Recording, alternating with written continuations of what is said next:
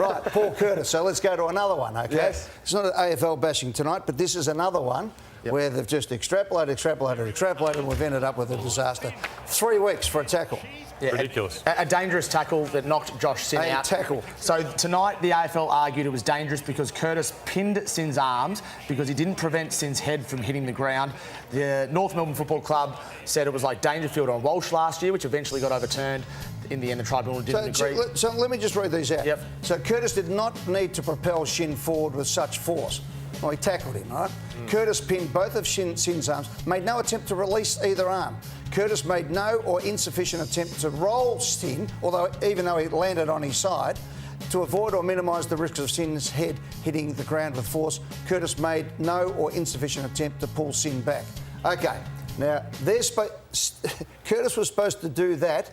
Now, I'm going to roll this in a second. You'll see black, and then you'll see in real time the amount of time Paul Curtis had to do all that, according to Jeff Gleeson, KC at the tribunal tonight. Go.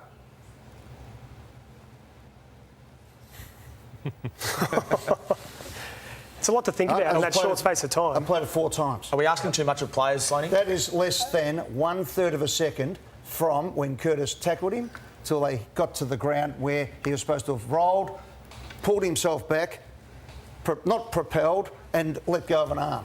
To think about all that during a tackling, during a game, is impossible. You won't get any arguments from a player saying that's ridiculous that that's 3 weeks. Yeah. When we saw it firsthand with Luke Parker, didn't we? He was obviously displeased and had a little jab, I think, over Instagram, if we've got that edit. Better than a little jab. Have a look at this. Yeah, absolutely. Please attend our touch football game this Thursday night versus Essendon. No more tackling. I am waiting for the day where it's got to be the AFLPA or players or clubs get together and just go to the AFL. We just go, look, we respect that you want to look after people's heads and we don't want concussions in our game, but we can't accept this anymore. This is too much for our players to think about in that short space that you just showed us. So what do you do? They can't do that, Rory, because it's all about the concussions, it's all about the defamation, it's all about the legal cases going forward. It will get to the point, I think, except for one caveat, that if you concuss a player through your actions, you're out for 3 weeks, no matter what, except the spectacular high mark. Other than that, another specky, I reckon I'll take it. They're already moving that out, Hootie, by allowing people to push in the back. You don't see people going for marks these days. I'd be sad to see that out, but I think they've basically moved to the point, if a player gets concussed because of your actions, there's 3 weeks, which, I don't know, if that's where they're going, just tell everyone that's where they're going. Just make it a point, that's where we're going. Is there a clause? Hang on, just before... We are all against concussion. We want to make it as safe as possible. Jumper punching. I pushed home when I was on the commission, on the rules committee. That's a punch. You throw any punch, you get rubbed out. Okay, so get rid of punches. But incidental contact or contact that's in the game itself. Now, I don't think that was overboard as a tackle. Totally not. The sling tackle, no problem whatsoever. But if you're coaching, how do you coach the tackle? If a player's running away from you and you run them down, which is one of the greatest spectacles in our game. Well, you could ask him to just grab onto his jumper and pull him back, but that's just physically impossible to do. In that case, you would have handballed it to Lord Francis. Right. I mean, that's exactly what you coach your player to do, is go and tackle him like that, and I just think it's ridiculous. But, as I said, they're going to make sure there is no concussions in the game or count them out so they don't get sued later on. So we usually defer to the NFL, and there is a deal done between the AFL and National Football League with the gridiron coming to Melbourne next year. I'll just show you some real-time stuff. This is the concussion safety that happens in the NCAA, so the college football in America. You know, my son plays at Ohio State as a punter, so doesn't get too much action with a concussion, but this is what happens. So you've got a 3 or 4 page document here saying this is what you do. This is what you do as a teammate. You've got to look out for your teammate, see if he's dazed, report it to the coach, report it to the doctor. If the doctor tells you that, mate, you've got to go to bed at 7:30, no going to the nightclub, no drinking, and by the way, and I'll come back to this in a second, but just, can you whack that up again, Jack? I'll just take you through it. And it says here, this is the disclaimer. I'm aware that participation in intercollegiate athletics involves a risk of personal injury, may result in a head injury or concussion. I understand that if I've previously suffered a concussion, I may be at increased risk.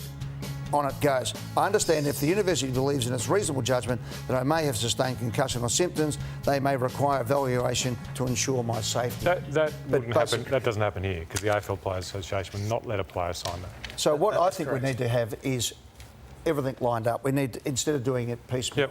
No fault compensation for players who have had sustained concussions that we can show were bona fide. We need to have proper protocols, including drug testing, right? Because you can't get knocked in the head and then fill your nose full of cocaine on the weekend and turn up to training and do all that sort of stuff. And alcohol. So the drug code's got to be fitting them.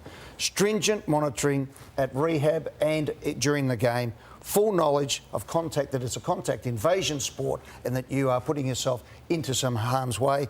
Serious penalties if you engage punching, sling tackling, all that sort of stuff in football incidents. And that gets us to about as good as it can get. And I will say, if a player gets concussed and that is detrimental to the rest of their life, they should be able to be looked after by the competition that they're in. So I think all that is correct. No so your fault first compensation. point, no fault compensation is still important, because if that ruins your life by participating, you should be looked after. And there's going to be incidents that happen that no one wants to happen that happen. Yeah, that's part of being a contact sport. And the news tonight is that North Melbourne is considering appealing the Paul Curtis 3-week suspension. We'll know more in the next 12 to 24 hours. What will that cost them?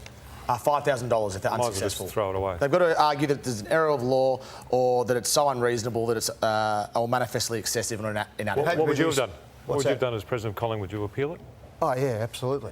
He's got to do it tomorrow because they're playing Thursday night. But you appeal it, but... You're not going to win it. Well, depends. No one's told us what the rules are. Well, they make the rules up.